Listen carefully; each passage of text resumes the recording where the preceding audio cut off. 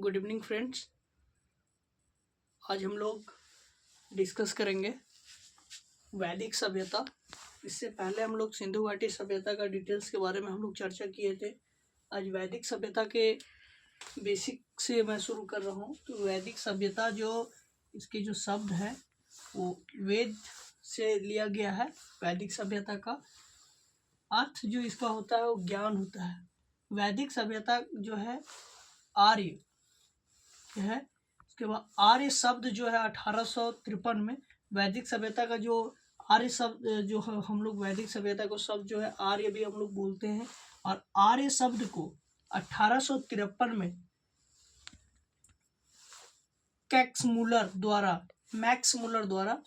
मुलर के द्वारा ये जो है नाम दिया गया था आर्य शब्द। आर्य भाषा जो है संस्कृत से लिया गया। आर्य का जो भाषा किसे संस्कृत से।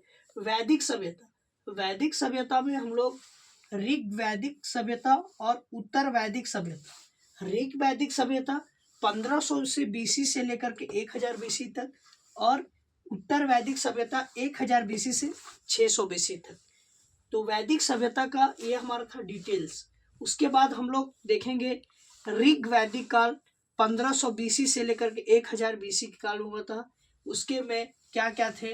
पहला था 10 मंडल, 1028 सूतक और ऋग वैदिक काल में प्राचीन मंडल के बारे में भी जानकारी था।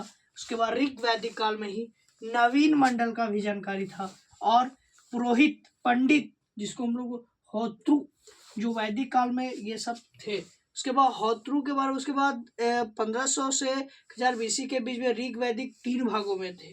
कितने भागों में थे? 3 भागों में थे।